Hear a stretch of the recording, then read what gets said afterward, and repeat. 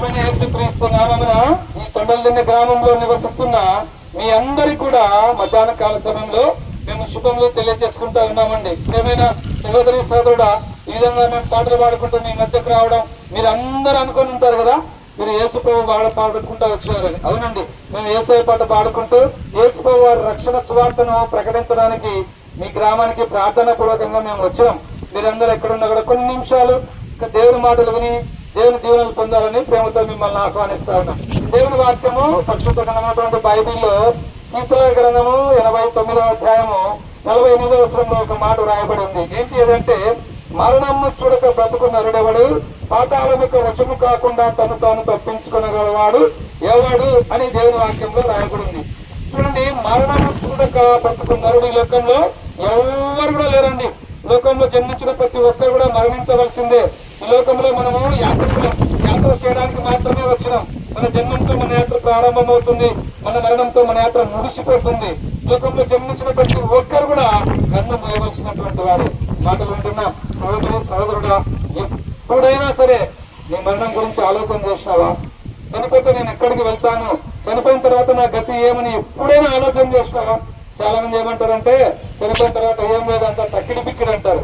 ఏం కాదు, చనిపోయినాకనే మన కథ ప్రారంభం అవుతుంది. ఓ సహోదరి సహోదరుడా, ఈ లోకంలో జన్మించిన ప్రతి ఒక్కరు కూడా పాపని పరిశుద్ధమైన బైబిల్ తెలియజేస్తా ఉంది. ఈ పాప హృదయంతో మనం దేవుని చూడలేం, ఈ పాప హృదయంతో మనం స్వర్గరాజ్యంలో చేరలేం, ఈ పాప హృదయంతో ఈ లోకంలో నెమ్మది శాంతి సమాధానంగా మనం బ్రతకలేం. దానికి కారణం ఏంటి అంటే మనలో ఉన్నటువంటి పాపం. కనుక ఈ పాపం తీసివేయడానికి 2024 సంవత్సరముల క్రితం యేసు క్రీస్తు ప్రభు భూమి మీద అవతరించినాడు. ప్రపంచానికి మధ్యస్థానం యెరూషలేము పట్టణంలో బెత్లెహేము అనే చిన్న నగరంలో యేసు క్రీస్తు ప్రభుగా ఆయన అవతరించినాడు. ఈ లోకంలో 33.5 సంవత్సరంలో పవిత్రంగా జీవించినాడు, పాపం లేకుండా జీవించినాడు. మనందరి పాపముల కొరకు యేసు ప్రభు సిలువనెక్కినాడు. అమ్మాయ, మనం ఎంత ఘోర పాపాత్ములం అంటే, మన తలతో పాపం చేసినాం, చూపులతో పాపం చేసినాం, తలంపులతో పాపం చేసినాం, చేతులతో పాపం చేసినాం, కాళ్ళతో పాపం చేసినాం, హృదయంతో పాపం చేసినాం. మానవుని హృదయం అంతా కూడా పాపంతో నిండిపోయింది. అరికాల మొదలు నడినేంత వరకు స్వస్థత కొంచెం కూడా లేదు. అటువంటి మానవుని ప్రేమించి అలాంటి పాపని రక్షించడానికి యేసు ప్రభు లోకానికి దిగించాడు. అమ్మాయ, ఈ మాటలు ఉంటున్న సోదరి సోదరుడా, నిన్న పాపముల కొరకు యేసు ప్రభు సిలువలో పలు బాధలు పొందినాడు.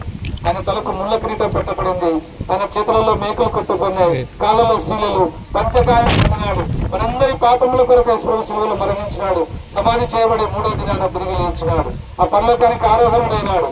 మధ్యాహ్న కాల సమయంలో తొడలని గ్రామంలో నివసిస్తున్న ప్రతి ఒక్కరిని పేరు పేరున దేవుడు ప్రేమిస్తా ఉన్నాడు, దేవుడు పిలుస్తా ఉన్నాడు. మాటలు ఉంటున్న సోదరు సోదరుడు, ఇంతకాలం పాపంలో నేను జీవిస్తాం. నీ పాప జీవితానికి సొప్పు చెప్పి దేవుని మాటలను యేసు ప్రభు చెందుకున్నాడు. యేసు ప్రభు చెంతకు వచ్చినట్లయితే నీ పాపంలోకి క్షమాపణ దొరుకుతుంది, విడుదల దొరుకుతుంది, విమోచన దొరుకుతుంది. కనుక మరణ గడియలలో కూడా నీకు మరణం సంభవించినా కూడా, మరణం సంభవింపబోతున్నప్పటికీ కూడా నువ్వు ధైర్యంగా ఉంటావు. ఎందుకంటే నువ్వు చనిపోతే పరలోకం నీ కొరకు సిద్ధపరచబడింది. కనుక నువ్వు మరణాన్ని చూడకుండా ఈ లోకంలో ఎవరు కూడా బ్రతకలేరు. మరణం చూడవలసిందే.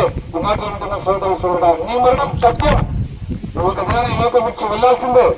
అయితే ఇప్పుడే ఈ మాటలు వింటున్న నీవు యేసు ప్రభు నీ సొంత రక్షకుని అంగీకరించి నువ్వు పాపం నుంచి ఉగా పొందినట్లయితే నీ జీవితంలో నెమ్మది శాంతి సమాధానం పరలోక రాజ్యం నువ్వు పొందగలవు.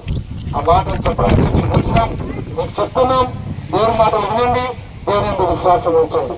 మేమందరం కూడా మీ గ్రామానికి వచ్చి యేసుక్రీస్తు నామములో మనం ప్రాధాయపడే విషయం ఒకే ఒకటి, అమ్మాయ, అందరూ కూడా పాపక్షమాపణ పొంది పరలోక రాజ్యానికి వారసులు కావాలన్నదే దేవుని యొక్క సంకల్పం. నేను పాపం నుంచి విడిపించడానికి యేసు ప్రభు లోకానికి వచ్చాం.